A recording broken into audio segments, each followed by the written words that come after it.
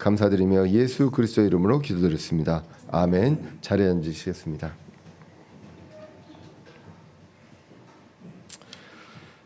오늘 이 말씀은 많은 주석서들을 봐도 그렇고 예전부터 이제 그 독립신뢰교회 그 설교자들이 주석을 한 그 주석서를 봐도 그렇고 요즘에도 그렇고 현 시대도 그렇고 목사님들이 많이 독립신뢰교회 그 형제 자매님들 그렇고 듣기 불편하다라는 내용들로 많이들 이야기를 하시는 구절입니다. 근데 듣기 불편하다는 거는 그만큼 우리가 정치에 관심이 있는 것 같습니다. 그래서 어떤 본인의 마음에 드는 그런 치리자도 있을 수 있고 아닐 수 있는데 그 부분 때문에 듣기 불편함이 있을 수 있는 구절입니다. 그런데 성경적으로는 이거보다 더 분명하게 성경에서 이야기하고 있는 구절은 없다라는 것. 우리가 여러 가지 해석에서 우리 영적으로 해석하고 뭐 이런 것들이 있을 수 있습니다. 하지만 오늘 구절은 그렇지 않고 분명하게 진리를 이야기를 하고 있습니다. 듣기 불편해도 우리가 받아들여야 될 하나님의 말씀임을 우리가 같이 기억하고 이 말씀들을 보시면 좋겠습니다. 그래서 오늘 제목을 이제 하나님의 보복 사역자 이렇게 그 제목을 잡았고요.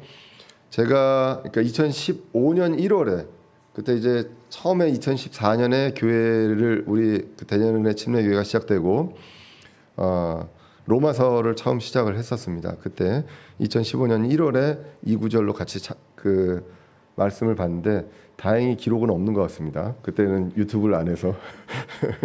근데 그때도 제목이 보복하는 하나님의 사역자 이렇게 제목을 달았었습니다. 왜냐하면 이제 하나님의 사역자에 대한 이야기를 하고 있는데 우리가 보통 알고 있는 하나님의 사역자는 분명 아닙니다. 그런데 이들도 하나님의 사역자다라는 것들을 이야기하고 있기 때문입니다.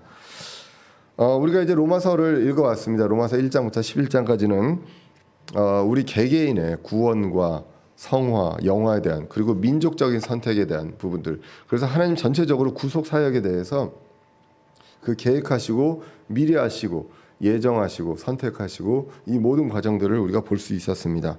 그리고 이제 12장부터는 성도들의 그 거룩한 삶, 성도로서 마땅히 살아야 될 그 삶에 대해서 이야기를 했습니다.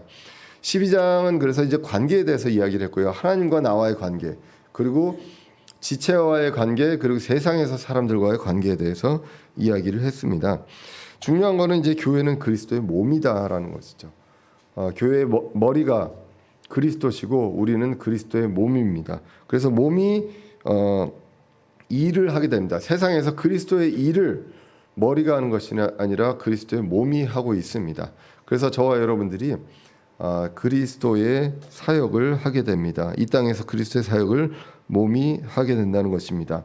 머리가 명령합니다. 우리는 그것에 대해서 따르게 됩니다. 그래서 지체들 간에 서로 간에 친절하고 사랑하고 아껴주고 또 세상 사람들 이게 있어서도 우리가 어떻게 대해야 되는지를 이야기하게 됩니다. 그리고 이 땅에서 하는 일은 다 하나님의 일을 하게 됩니다. 여러 가지 내가 보기에는 의미 없는 일 같지만 그 일도 하나님께서 저와 여러분들한테 맡겨주신 일이기 때문에 그것을 성실하게 게으르지 않게 기쁨으로 감당해야 될 필요가 있습니다. 그래서 신자들은요, 어디 직장에 있든 간에 어디에 있든 간에 그 사람으로 인해서 그 사람이 기쁘게 일을 함으로 인해서 그 조직의 분위기가 바뀌면 그것이 바람직하다는 것이죠. 어떤 사람들은 찌들어서 일을 하지만 별거 아닌 일 같은 경우도 적극적으로 이게 내 일이다 그리고 기쁨으로 그렇게 하는 일을 봤을 때 그 사람을 통해서 그 조직과 직장의 분위기가 바뀌게 됩니다. 그래서 그것을 통해서 그리스도인의 향기를 나타낸다는 것이죠. 자, 그래서 그리스도인으로서의 그 사역을 어느 곳에든지 담당하게 됩니다. 그렇게 되면 이제 세상에서는 핍박이 있게 된다고 성경이 이야기를 합니다. 그 대적도 있습니다. 그리고 원수가 있다는 것이죠. 세상과 친구가 되려면 하나님과 원수가 된다고 이야기를 했기 때문입니다. 자, 그렇게 됐을 때 우리가 그런 것들을 당할 때 어떻게 해야 되느냐라는 것을 지난 시간에 로마서 12장 17절을 통해서 봤습니다. 악을 악으로 갚지 말고 모든 사람의 눈앞에서 정직한 일들을 예비하라라고 이야기를 합니다. 아무에게도입니다. 믿는 사람들끼리도 아니고 뭐 불신자들한테도 아니고 모두에게 다 악을 악으로 갚지 말라라고 이야기합니다. 그리고 모든 사람의 눈앞에서 우리가 정직해야 함을 이야기합니다. 그래서 성경에서 이야기하는 것은 악에게 지지 말고 도리어 선으로 악을 이겨라라고 하면서 그 구체적인 내용들이 이제 지난 시간에 나와 있었던 것을 보게 됩니다. 그래서 지난 시간에까지 했던 그 로마서 12장 마지막을 정리를 하면 이렇습니다. 악은 미워해야 합니다. 악 자체는 혐오해야 합니다. 그것이 로마서 12장 9절에 나와 있습니다. 그렇기 때문에 우리는 세상과 동화되지 않고 분리되어서 사는 삶을 살게 됩니다. 그리고 이제 두 번째로 악을 행하는 자와 같이 할 수 없습니다. 같은 일을 도모할 수 없다. 이것은 분명합니다. 로마서 12장 17절에도 그래서 정직함을 모든 사람들에게 보이게 되는 것입니다. 그래서 악을 미워합니다. 그리고 악을 행하는 자와 같이 어떤 일을 도모하거나 같이 할 수 없습니다. 같은 공평하게 멍에를 맬 수 없다라고 성경이 이야기를 하고 있습니다. 그런데 우리가 기억해야 될 것은 세 번째로 화평을 깨지 말라는 것입니다. 18절에 가능한 모든 사람과 화평하라고 했습니다. 악을 미워하고 악을 행하는 자와 함께할 수 없지만 그리고 그렇다고 그들과 원수지간으로 지내라. 그것은 아니라는 것입니다. 먼저 화평을 깨는 일, 그런 일이 없고 서로 원수가 되지 말라라고 성경이 기록을 합니다. 그리고 우리가 기억해야 될 것, 악을 악으로 갚지 말라. 그들에게 필요를 채워주라는 것입니다. 비록 나에게 악을 행하는 사람이 있다 할지라도 그들에게 친절하고 필요를 채워주는 그러한 일을 함으로써 불타는 숲을 그의 머리에 얹는 것과 같다라고 이야기를 합니다. 그리고 원수 갚는 일은 우리의 일이 아니라 하나님의 일임을 분명하게 성경이 이야기를 하고 있습니다. 저 여러분들 인간적으로는 우리의 힘으로 내가 살아있을 때 내 힘으로 내 주먹으로 복수를 하고 싶습니다. 그런데 그것은 하나님의 영역이지 우리의 영역이 아님을 성경은 분명하게 이야기를 하고 있습니다. 이것이 신자가 악을 이기는 법이다. 크리스찬이 성경적으로 악을 이기는 법이다라고 이야기를 합니다. 그래서 이제 12장에 보시면 원수 갚는 것은 하나님의 영역임을 이야기합니다. 그리고 13장으로 이어지게 되거든요. 그러면서 13장에 가장 처음 나오는 대상이 누구냐? 이 세상의 권력자입니다. 그래서 이렇게 봤을 때 세상의 권력을 가진 치리자가 하나님께서 하나님의 방법으로 하나님께서 그 보복하시는 그러한 힘, 그 힘을 부여한 자가 바로 세상에서 치리자고 권력자다라고 로마서 13장에서 이야기를 하는 것입니다. 그래서 이제 13장 1절에 보시면 이렇게 기록합니다. 모든 혼은 더 높은 권력들에 복종할지니 하나님으로부터 나지 않은 권력이 없으며 이미 있는 권력들도 하나님께서 임명하셨느니라라고 기록합니다. 모든 혼이라고 얘기합니다. 우리 그 킹제임스 성경은 영과 혼과 몸을 정확하게 구분을 합니다. 우리 인간은요 영과 혼과 몸으로 구성되어 있다라고 이야기합니다. 그렇게 이제 분리돼서 이야기할 때 우리가 분명하게 이제 혼의 개념을 알 수가 있고요. 그런데 일상적으로 이렇게 나올 때 이렇게 어떤 하나의 그 사람으로 하나의 어떤 혼으로 나올 때는 사람을 지칭하게 됩니다. 그래서 모든 사람이라고 번역을 해도 맞습니다. 그런데 우리가 이제 성경에서는 every soul이라고 되어 있기 때문에 모든 혼이라고 이야기를 합니다. 그래서 모든 사람은요 더 높은 권력들에 복종해야 합니다.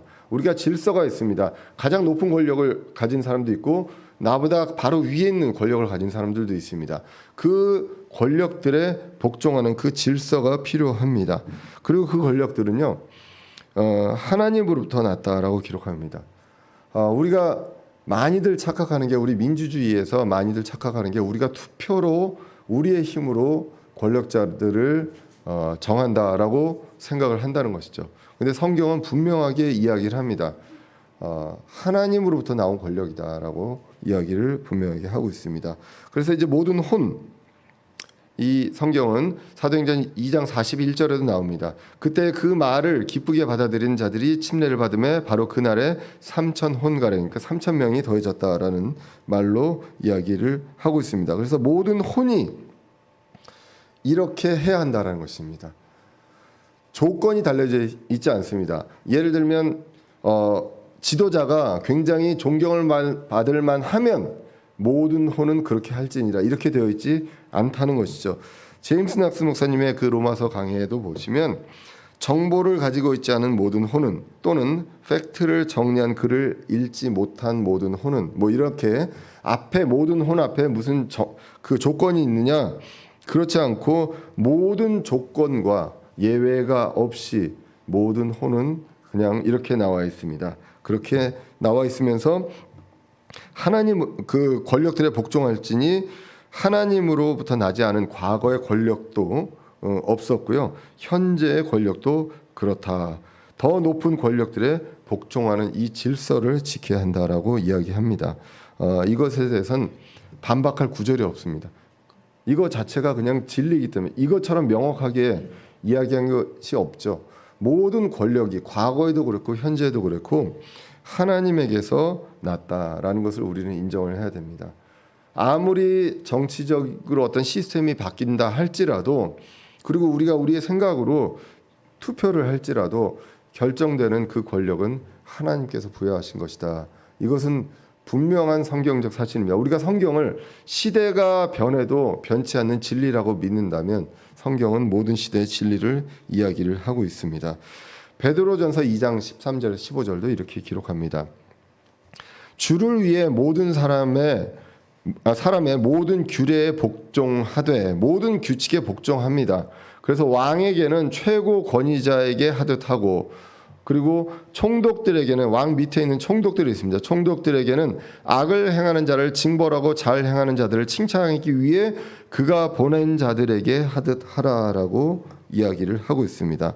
이것은 성경적으로 논쟁의 대상이 아니라 이것은 확고하게 단정하고 있다는 것이죠.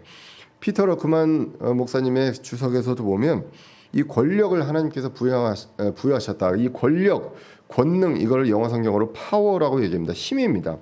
그래서 이 권력과 권능에 대해서 두 가지를 이야기합니다. 영적인 권능을 부여한 그런 게 있고요. 그리고 그다음에 세상적인 권력을 부여한 그런 대상이 있다. 이것에 대해 차이가 있다라고 이야기를 하고 있습니다. 먼저 영적인 권능에 대해서, 파워에 대해서는 어떻게 했냐라고 이야기를 하냐면 마태복음 28장 18절에 보시면 예수님께서 그들에게 오셔서 말씀하여 이르시되 하늘과 땅에 있는 모든 권능이 내게 주어졌느니라 라고 이야기합니다. 그래서 하늘과 땅에 있는 모든 권능이 1차적으로 이 땅에 오신 예수 그리스도에게 전해졌다라는 것을 알 수가 있습니다. 그리고 이제 누가복음 24장 49절을 보시면 보라 내가 내 아버지의 약속하신 것을 너희에게 보내려니와 너희는 높은 곳으로부터 오는 권능을 입을 때까지 예루살렘시에 머물라 하시니라 라고 이야기를 하게 됩니다. 그래서 사도들에게 다시 또 권능을 물려주게 됩니다. 이것은 영적인 권능, 그리스도의 사역을 하기 위해서 그 권능을 사도들에게 주었다라고 성경이 기록을 합니다. 근데 이제 여기서 캐톨릭은 더 나아가서 사도하면서 베드로까지 나와서 교황까지 갔다라고 이야기를 한다. 이것은 아니다라고 이제 피터 러크만 목사님의 주석에는 나와 있습니다. 그래서 이런 어떤 영적인 권능, 이 표적들 이런 것들을 주신 그런 것들이 있습니다. 공통점이 있다면 예수님과 사도들은 증명하는 표적들이 있었습니다. 자, 그 다음에 이제 세상의 권력이 있습니다. 세상의 권력은 권세는 누구에게 줬냐면 결정적으로 마귀에게 주었습니다. 그래서 누가복음 4장 6절에 보시면 이거는 이제 예수님께서 마귀의 시험을 받을 때입니다. 그래서 마귀가 그분께 이르되 이 모든 권능과 그 왕국들의 영광을 내가 내게 주리라. 그것이 내게 넘겨졌으므로 누구든지 내가 원한 자에게 그것을 주리라. 이것은 분명한 사실이다. 마귀가 얘기했지만 이건 사실을 얘기한 거로 우리는 받아들입니다. 왜냐하면 하나님이신 예수님 앞에서 이야기를 하는 거거든요. 하나님이신 예수님 앞에서 거짓말을 하면 예수님이 네가 내 앞에서 거짓말을 하느냐 이렇게 이야기할 수 있겠죠. 이것은 근데 사실을 가지고 이야기를 하는 거죠. 마귀가 기록되었으되를 가지고 이야기를 계속 했었거든요. 그런 것들처럼 이 권능이 이 세상에서 왕국들과 이 세상의 권력들이 어디에 주어져 있느냐? 마귀에게 주어졌습니다. 에베소서 2장 2절에 보시면 지나간 때에 너희가 그것들 가운데서 이 세상의 행로를 따라 걸으며 공중의 권세 잡은 통치자 곧 지금 불순종의 자녀들 가운데서 활동하는 영을 따라 걸었느니라 라고 기록을 하고 있습니다. 그래서 공중의 권세 잡은 자가 지배하고 있는 세상이다 라는 것을 성경에서 얘기합니다. 그래서 영적인 권능이 있고요. 세상의 어떤 권력을 부여한 그런 대상이 다르다라는 것을 우리는 알 수가 있습니다. 그러면 반문할 수 있습니다. 아니 하나님께서 마귀와 함께 일을 하느냐라는 것이죠. 그럼 우리가 이제 성경을 볼 필요가 있습니다. 어떤 역사들이 있었느냐라고 하면 대표적으로 피터 럭만 목사님도 이제 이 구절을 이제 사용을 하셨는데 욥기입니다. 욥기에서 보면 욥에게 시험을 할 때 하나님께서 마귀에게 그 권한을 허락하십니다. 그래서 이 세상에서 내려와서 이제 사탄이 그런 일들을 하게 됩니다. 욥기 1장 12절에 보시면 주께서 사탄에게 이르시되 보라 그의 모든 소유가 내 권능 안에 있거니와 다만 그에게는 내 손을 내밀지 말라 하시니 이에 사탄이 주 앞에서 물러가더라라고 이야기합니다. 그래서 이 권능과 이 권력을 한 것은 허락하신 권력이라는 것입니다. 이렇게 해라라고 지시하신 내용이 아니라 그렇게 네가 너한테 권한을 주고 그것을 사용해라라는 그런 허락을 하신 그러한 권력이다라고 이제 보면 되겠습니다. 그래서 이러한 권력을 하나님께서 부여하셨다는 것, 이것은 부인할 수 없는 성경적 사실이다라는 것을 우리가 분명하게 인정해야 합니다. 이것을 인정하면 이제 얘기가 안 되는 것입니다. 어떠한 지도자가 우리나라 역사에 왔든 간에 이것은 다 하나님께서 부여하신, 하나님께서 허락하신 권력입니다. 믿지 않는 사람도 있었고요, 믿는 사람도 있습니다. 그러나 그들도 다 하나님께서 허락하신 권력이었다라는 것을 우리는 기억을 할 필요가 있습니다. 그리고 이제 13장 2절로 가시면 이제 그러므로라고 나옵니다. 그러므로 누구든지 권력에 거역하는 자는 하나님의 규례를 거역하나니 거역하는 자들은 스스로 정죄를 받으리라. 하나님의 법이 있었습니다. 하나님의 율법이 있었습니다. 하나님의 규례가 있습니다. 이것들을 거역하는 것이다. 권력에 거역하는 자는 그것에 거역하는 자다라고 하나님께서 분명히 단정 짓습니다. 이것에 대해서 이거는 이렇게 해석하는 것이 아니라 저렇게 해석할 수 있다라고 할 만한 여지가 하나도 없다는 것. 너무나도 쉽게 분명하게 이야기를 하고 있다는 것을 이야기합니다. 세상에서요, 하나님께서 부여하신 권력이 선과 악을 구분해서 집행합니다. 여기서 우리가 전제할 것은 이 권력과 그 선과 악을 판단하고 집행하는 것이 완벽한 권력은 이 세상에 인간의 어떤 정부에서 단 한 정부도 없었다라는 것입니다. 하나님만이 모든 것을 공평하게 할 수 있습니다.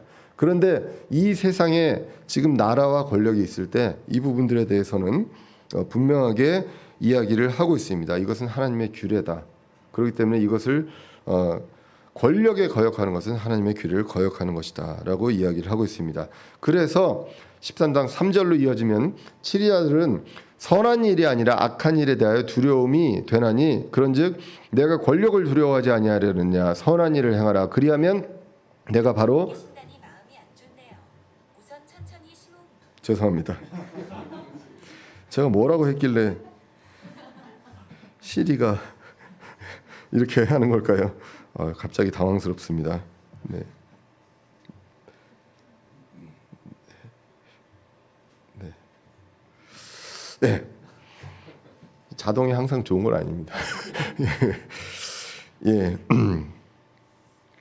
그래서 이 치리자들이 선한 일이 아니라 악한 일에 대해서 두려움이 된다라고 이야기를 합니다. 이 악한 일, 선한 일은 많은 주석 성경들에서 얘기합니다. 우리가 선과 악을 영적으로 정리도 합니다. 그렇지만 여기서 선과 악은 어떤 법규적으로 도둑질, 그다음에 살인, 누굴 빼앗는 것, 왜냐하면 그 앞에도 우리에게 악을 행하는 자가 나왔거든요. 악을 행하는 건 나한테 피해를 주는 겁니다.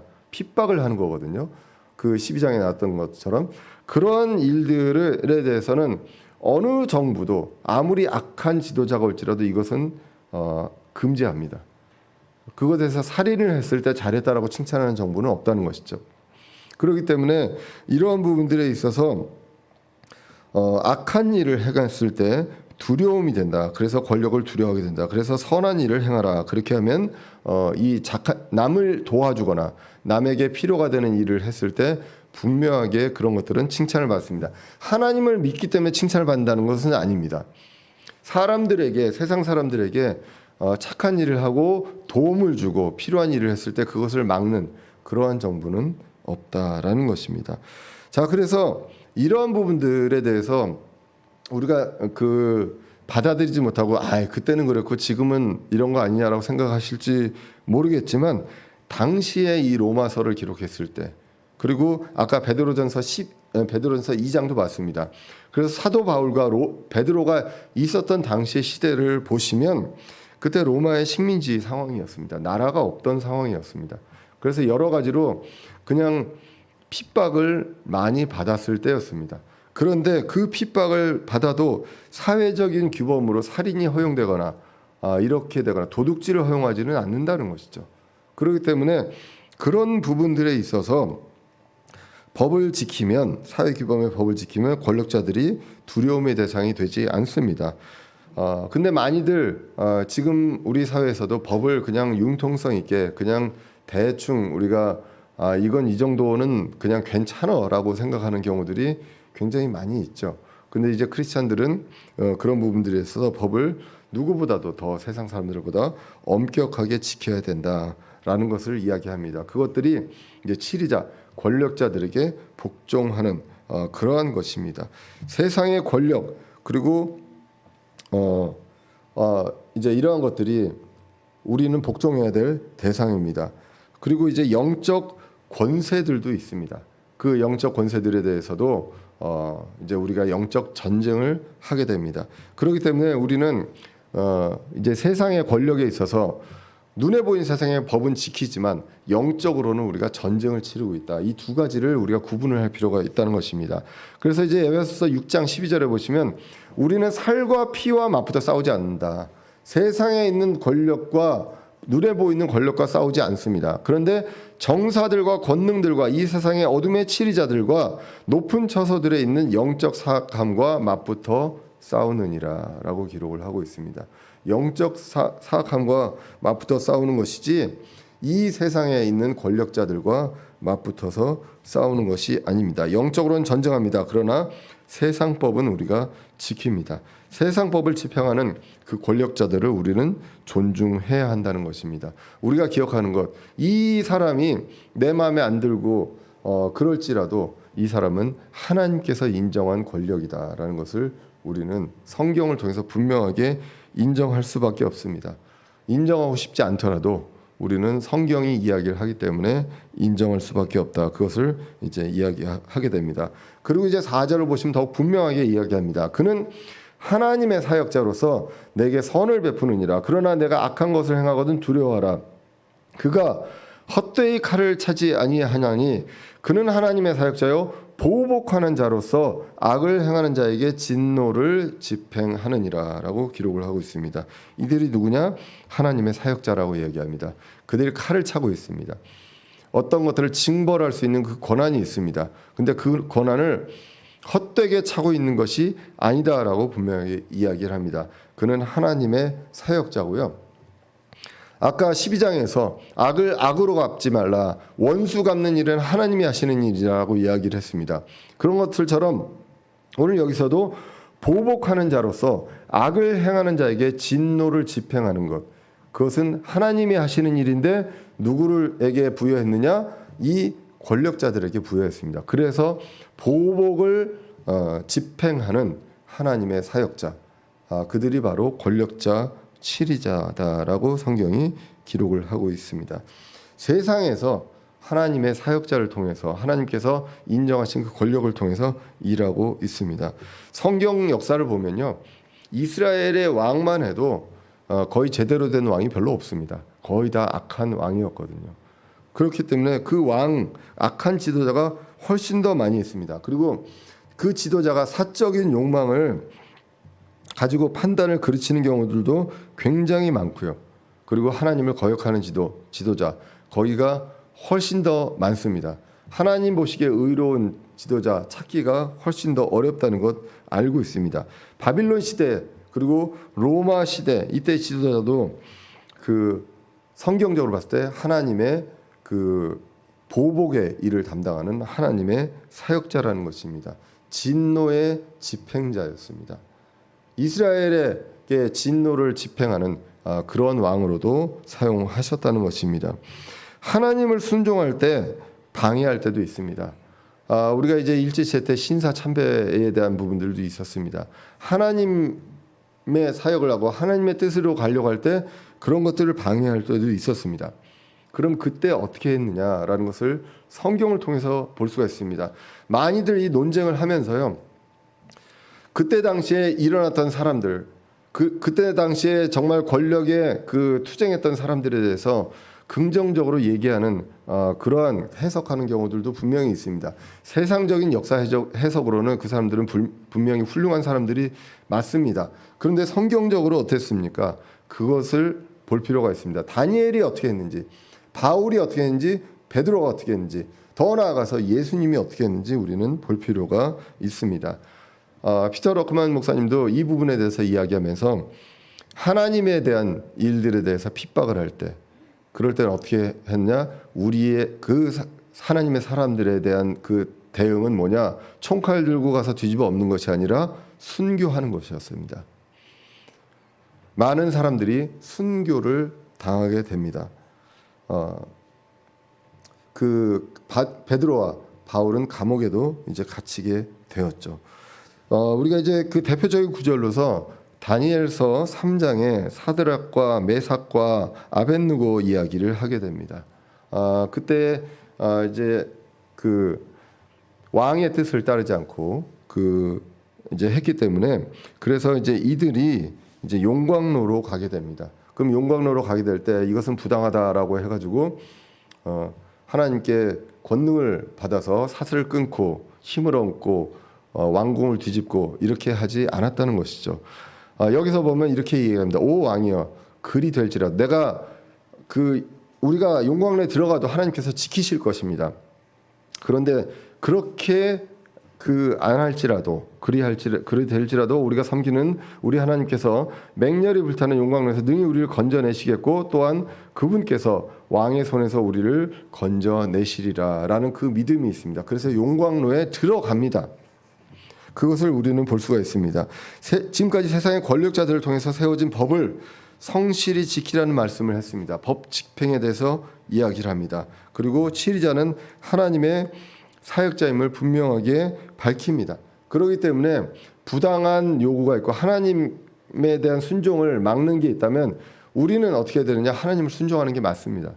그것으로 인해서 핍박을 받는다. 그랬을 때 그것에 대해서 우리는 그 법을 따라서 순교해야 한다면 그러면 순교하는 것이 하나님의 뜻이지 이것을 뒤집어 엎는 것이 아니다라는 것을 우리가 보게 됩니다. 예수님도 그 억울한 죄의 누명 속에서도 십자가에 달려서 이제 죽으셨고요. 그리고 사도 바울도 억울한 누명을 써서 감옥에 갇혔을 때 그때 가택 연금 속에서도 성경을 기록을 하게 되고 그리고 로마의 그 귀족들에게 복음을 전하게 됩니다. 어느 상황에서도 그 법을 따르면서 가고 거기서 복음을 전하는데 했었지 그 사회적인 체제를 엎으려고 하지 않았다는 것입니다. 우리는 그 사람, 그 권력자를 보는 것이 아니라 그 권력자 뒤에 그 권력을 부여하신 그 하나님을 본다는 것입니다. 그렇기 때문에 그것을 지킬 때 우리는 두려움보다 거기서 더 나아가서 더 수준 높은 양심을 위해서 한다라고 5절에서 기록을 하고 있습니다. 그러므로 너희는 진노 때문이 아니라 치리자들이 벌을 내리는 것들 그 진노가 두려워서가 아니라 양심을 위해서도 반드시 복종해야 하느니라 라고 기록합니다. 이것이 신자의 수준입니다. 우리가 사람을 두려워하는 것이 아니라 결국은 하나님을 두려워해야 합니다. 마태복음 10장 28절에 보시면 혼을 멸하지 못하고 몸을 멸하는 그 존재를 두려워할 것이 아니라 혼과 몸을 지옥으로부터 멸하는 그러한 분을 두려워해야 한다라고 성경이 기록을 하고 있습니다. 그래서 선악에 대한 법 규정이 아니라 하나님을 위한 것을 우리는 우선시해야 합니다. 왜냐하면 이 사회 법규 자체가 그것을 거슬러서 하나님의 뜻을 따라라. 하나님의 법에는 살인해도 된다, 도둑질해도 된다, 때로는 이것이 허용된다, 때로는 하나님의 일을 하기 위해서 거짓말해도 된다라는 것이 없습니다. 그렇기 때문에 당연히 하나님의 뜻을 따른다면 세상의 법은 분명하게 더 엄격하게 지킬 수밖에 없습니다. 그런데 그것이 세상의 법이 두려워서가 아니라 양심을 위해서 이런 것들도 복종해야 한다라고 기록을 하고 있습니다. 사도행전에서도 보면 대제사장이 베드로와 사도들에게 예수 그리스도의 이름을 가르치지 말라고 명령을 하게 됩니다. 그럴 때 이제 베드로와 사도들이 이야기를 합니다. 이에 베드로와 다른 사도들이 응답하여 이르되 우리가 사람들보다 하나님께 순종하는 것이 마땅하니라라고 이야기합니다. 그러면서 이 제사장들에게도 존중합니다. 그런데 우리는 하나님께 순종하는 것이 마땅하다라고 분명하게 이야기를 하고 있습니다. 하나님께 순종하는 것이요 국가를 전복하거나 살인하거나 강도하는 그런 일이 될 수가 없습니다. 불응으로 인해서 보응은 달게 받게 됩니다. 순교를 당할지라도 억울하게 감옥을 갈지라도 우리가 그런 것들은 하나님의 순종하는 것이 맞습니다. 그런데 이러한 것들에 있어서 법을 집행하는 데 있어서 복종하고 그러한 것들이 이제 신자의 자세다라는 것을 성경이 이야기합니다. 다시 한번 얘기하지만 예수님도 십자가에 달리셨습니다. 이 세상에 그 누구보다도 억울하신 그 예수님께서 사형을 그냥 받아들이셨다는 것, 이것을 우리는 기억을 할 필요가 있습니다. 물론 우리의 죄들을 위해서 그렇게 했습니다. 하지만 그래도 사회법규상 이거는 부당한 일입니다. 그러한 것들에 대해서 예수님은 그렇게 하셨다라는 것이죠. 다니엘서 6장에서도 보시면 다니엘은 기도를 했습니다. 근데 그것을 이제 그 나라적으로 금지했죠. 그렇기 때문에 그 명령을 어겼습니다. 그 명령을 어겼지만 하나님께 순종함으로써 사자굴에도 이제 들어가게 됩니다. 이런 것들을 봤을 때 우리가 어떻게 누구에게 순종하고 어떻게 행해야 되는지는 정말 명약관하다라는 것을 우리가 보게 됩니다. 이거는 논쟁을 할 필요가 없습니다. 그래서 이제 6절로 가서 보시면 이런 까닭에 이제 이 권력자들이 그렇게 하기 때문에 너희가 공세도 바치나니 그들은 하나님의 사역자로서 바로 이 일에 항상 힘쓰느니라. 이 일이 무엇입니까? 하나님의 일을 그리고 이 세상의 법을 집행하는 일을 합니다. 그래서 보복하시는 일, 악을 이제 갚는 일, 진노를 집행하는 그 일을 항상 힘쓴다라는 것입니다. 그들이 생각하는 바가 그것이 아닐지라도 하나님께서 이 세상에서 그것을 집행하시기 위해 그들을 쓰셨기 때문에 그들 또한 사역자입니다. 영어로도 그냥 미니스터라고 나옵니다. 그래서 하나님의 말씀을 전하는 사람도 사역자지만 이들도 사역자다라고 성경이 분명하게 이야기를 합니다. 세금이 참 아까울 때도 있습니다. 저도 요즘 세금을 얼마나 내는지 모르겠습니다. 이제 그 월급을 받는 정확한 그 금액이 들어오는 사람들은 기가 막히게 정확하게 세금을 내야 되고 이 퍼센티지와 이런 것들 뭐 나중에 그 다음에 되면 정산도 하잖아요. 정산하고 뭐 내기도 하고 받기도 하고 이렇게 하는데 이러한 부분들이 뭐 숨길래야 숨길 수가 없습니다. 근데 때로는 내가 이 세금을 내고 받는 게 뭔가라는 생각들을 많이들 하게 됩니다. 그런데 이 세금도 우리가 마땅히 내어야 하는 그런 도리라는 것을 성경이 분명하게 이야기를 하고 있습니다. 저는 이제 한 번도 사업을 안 해봤기 때문에 이 사업을 하는 사람들의 입장을 정확하게 이해는 못합니다. 그리고 자영업을 하시는 분들, 내가 이렇게만 하면 세금을 좀 덜 낼 수 있는데 이런 부분들이 많이 있을 거라고 생각합니다. 그런 부분들을 제가 이해 못해서 이야기한다기보다는 성경에서 이야기하고 있기 때문에 얘기하는 것입니다. 세금은 정확하게 규정대로 낼 수 있는 한 내야 한다는 것이죠. 많이들 예전에 지금은 이제 많이들 이제 미국에서도 안 그런데요. 예전에 이제 처음에 이제 이민 1세대 분들은 이제 자영업을 하시는 분들이 많았고 이제 탈세도 굉장히 많이 했었습니다. 그러니까 탈세라는 거니까 세금을 내가 수입이 적게 얻는 것처럼 그렇게 이제 하는 거죠. 신고를 하는 거죠. 그래서 그때 이제 LA에서 한인 폭동이 있을 때 많은 예전 90년대였죠. 그때 한인 폭동이 있을 때 이제 흑인들이 한국의 이제 비즈니스하는 업장들에 많이 피해를 줬습니다.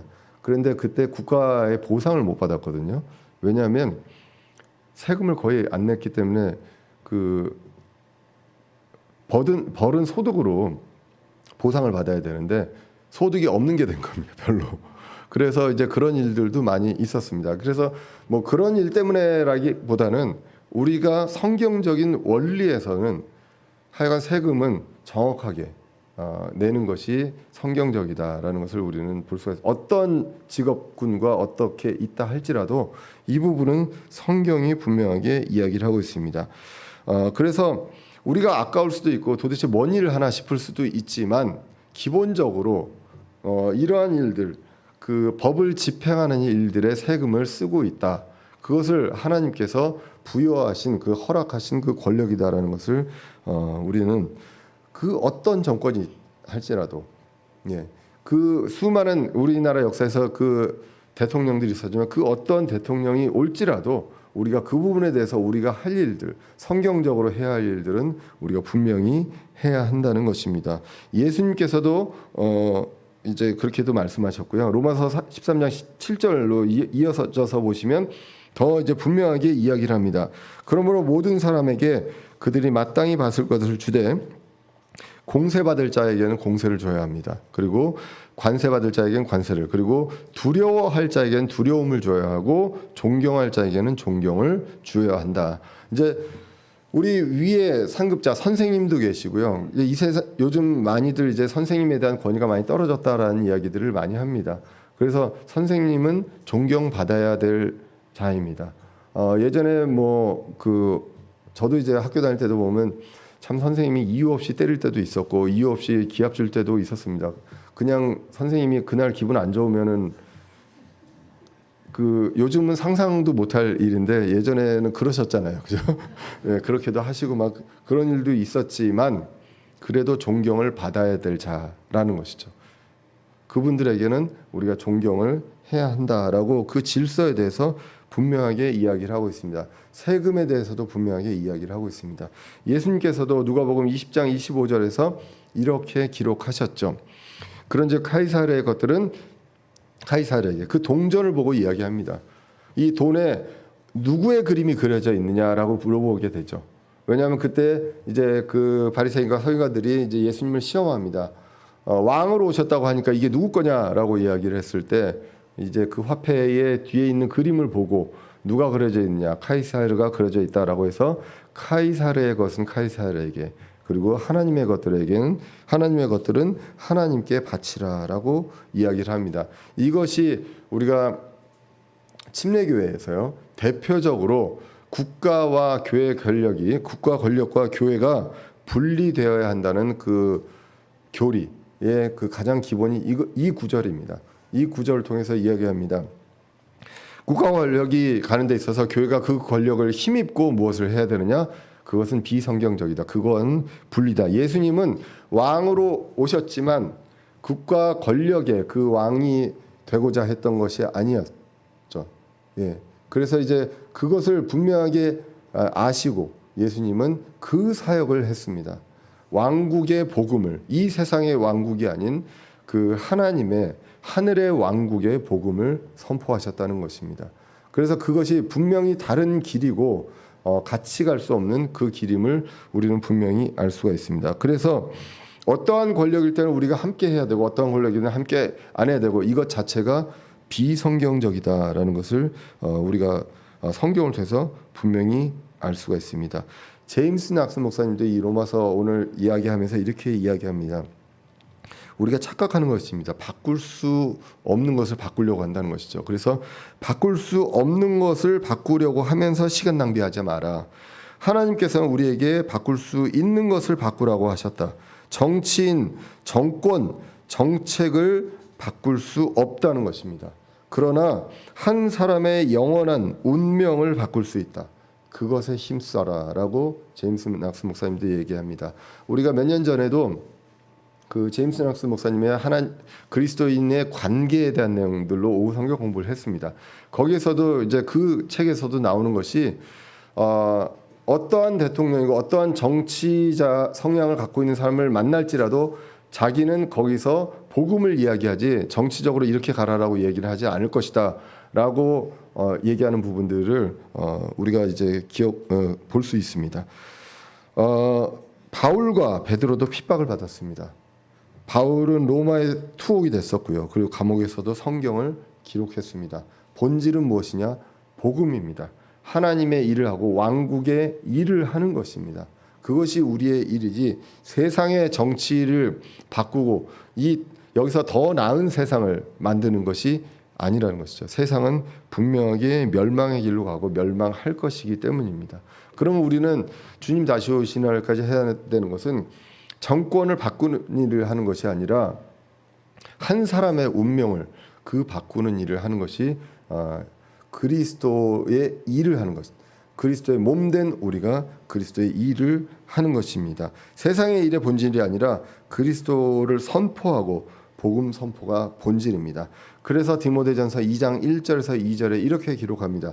그러므로 내가 권면하노니 무엇보다 먼저 모든 사람을 위하여 간구와 기도와 중보와 감사를 드립니다. 모든 사람을 위해서 기도합니다. 그리고 특별히 왕들과 권위를 가진 모든 사람을 위하여 하라.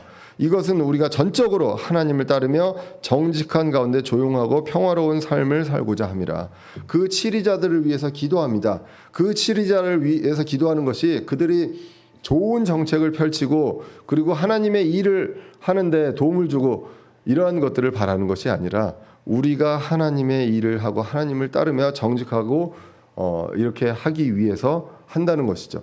그래서 이 말씀 다음에 디모데전서 2장 4절에 이 말씀이 나오는 것입니다. 그분은 모든 사람이 구원을 받고 진리를 아는 데 이르시기를 원하느니라. 우리가 기도하는 이유가 무엇입니까? 세상 사람들, 치리자들을 위해서 기도하는 것이 무엇입니까? 하나님의 뜻을 편하게 잘할 수 있게끔, 큰 무리 없이 핍박 없이 잘할 수 있게끔 하는 것입니다. 우리가 좀 더 돈을 많이 벌고 공평하게 살고 이거 굉장히 좋습니다. 못 사는 사람들도 잘 살 수 있게 되는 그러한 사회 제도 굉장히 좋습니다. 그런데 그러한 것들이 우리의 본질이 아니라 하나님은 모든 사람이 구원을 받고 진리를 아는데 이르시기를 원합니다. 우리는 그래서 그리스도의 몸된 우리가 그것을 해야 한다는 것이죠.